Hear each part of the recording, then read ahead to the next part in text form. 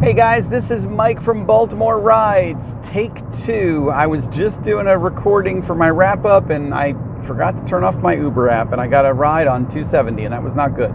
So I had to no thanks it and restart my video. It happens. Let me make sure my screen is clean. There you go.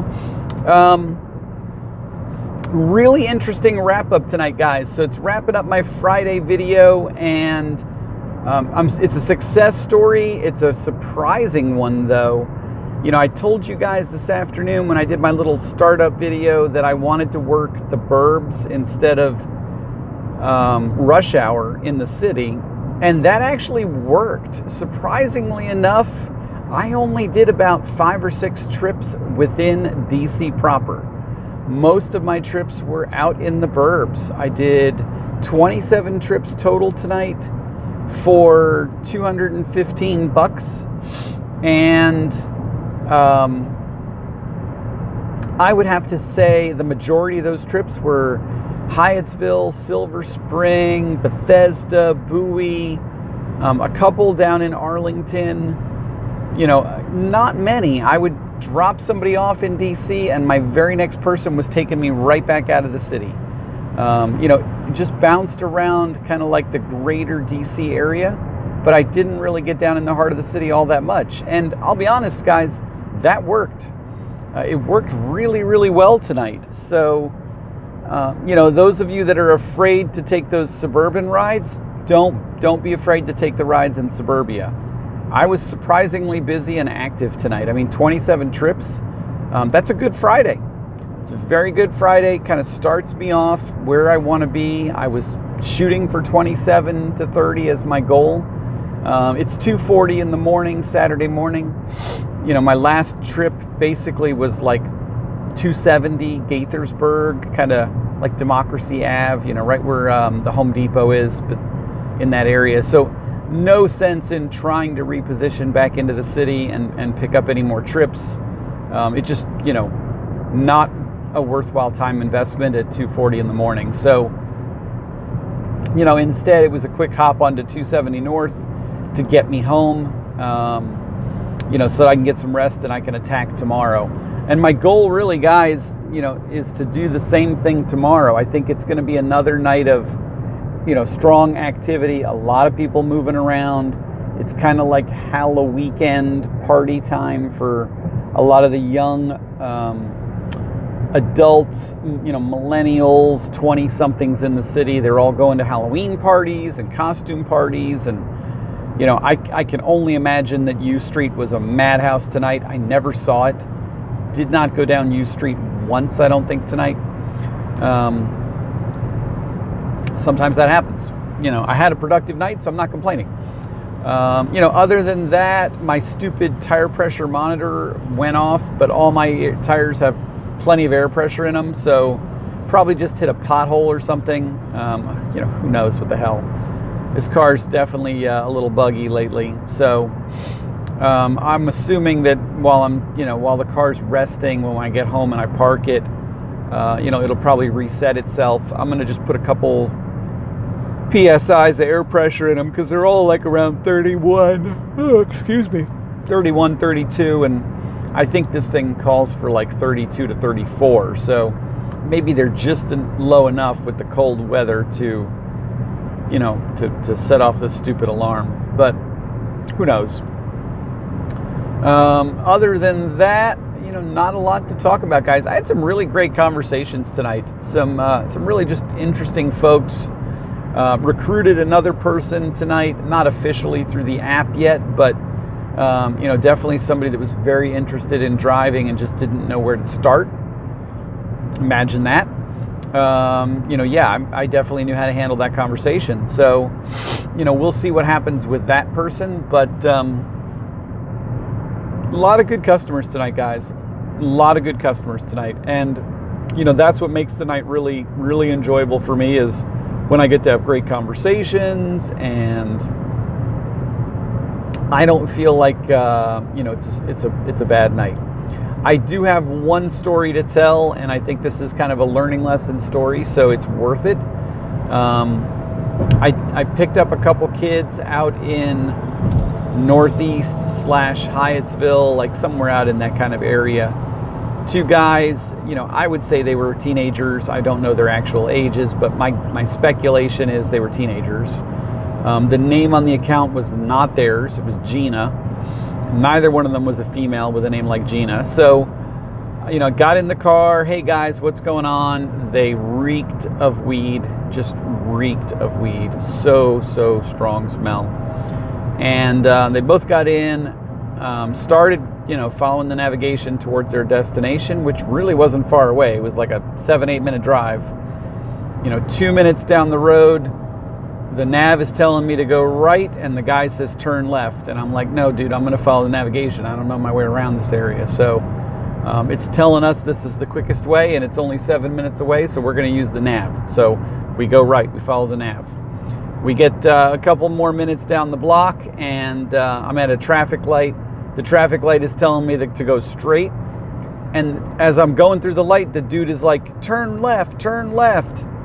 And I'm thinking to myself, that's not the quickest way. So you know what? I said, look, guys, I'm sorry, but I'm going to pull over, and we're just going to wrap this thing up right now. So I pulled into the gas station at the intersection, and I said, out you go. I said, I told you guys I don't know this area, and I'm using the navigation because it's the quickest and most reliable way to get where we're going.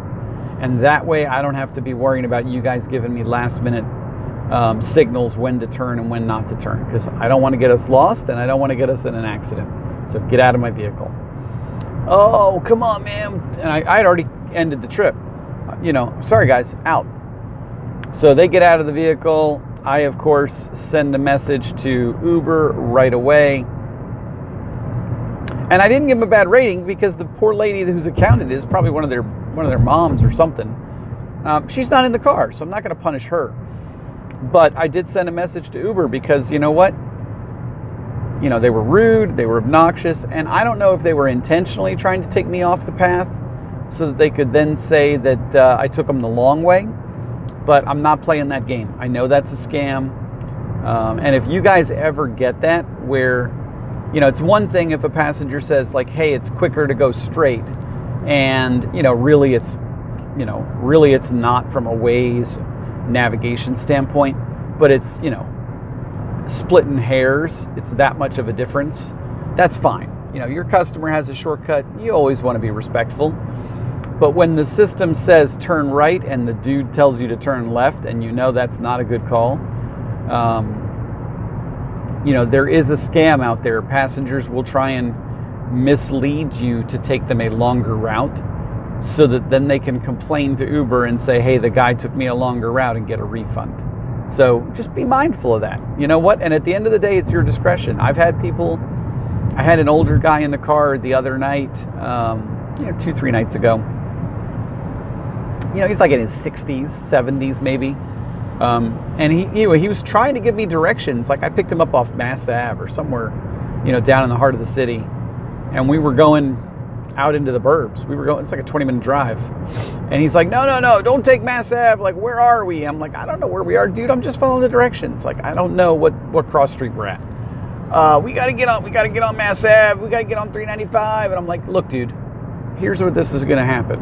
I'm either going to follow the navigation or I'm going to let you out, man, because you're not really 100% on where we are. I'm definitely not 100% on where we are, other than following when the navigation tells me to turn. And so I can't play this whole like hesitation game while you try and figure out where we are in the middle of a busy intersection. You either have to trust that the system's going to get us there the quickest way, or you can try and navigate by the stars with another driver, because I'm not that driver. I'm not putting us in harm's way. Which is it? And he goes, okay, I'll let you use the navigation. I said, thank you, man. It's never wrong. Like, it knows what it's doing. It may not always make the most sense, but it's the quickest way. Trust me. And that guy turned out to be really nice. We had a great conversation, gave me a nice tip. But sometimes you don't get that vibe. Sometimes they really want to control the process, and I homie don't play that. I don't know if you guys ever remember In Living Color, but Homie the Clown, that was one of his favorite expressions, was homie don't play that. So, Mikey doesn't play that. I use the navigation. unless I really feel like my customer is not, sketch. If my customer's honest and friendly and they're just like, oh, no, if you go straight, it'll save you a turn. That's cool. I get those kind of, navigational help all the time, and I love shortcuts. But 2 teenagers, knuckleheads, baked off their gourd, they were trying to do something shady, and I just was not having it. You know what? It was busy enough that I didn't need their nonsense, and I wasn't going to lose any sleep over their ride. So, it wasn't a canceled trip. I just ended the ride early and got them out. It was a minimum ride. I mean, I got like $3 off of it, but at the end of the day, it was not worth them playing shenanigans with me. So just understand, guys, we have a level of authority based on our contract with Uber. I can end rides, I can kick people out of my vehicle, I can not accept rides. There's a lot of things you can do. You have to be mindful of when you do it and how you do it.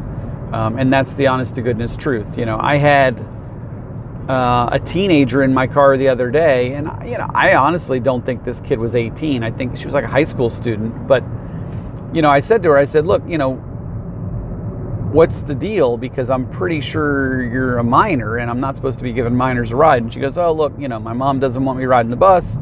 It's a pretty good distance to my house, and she feels like Uber is safer.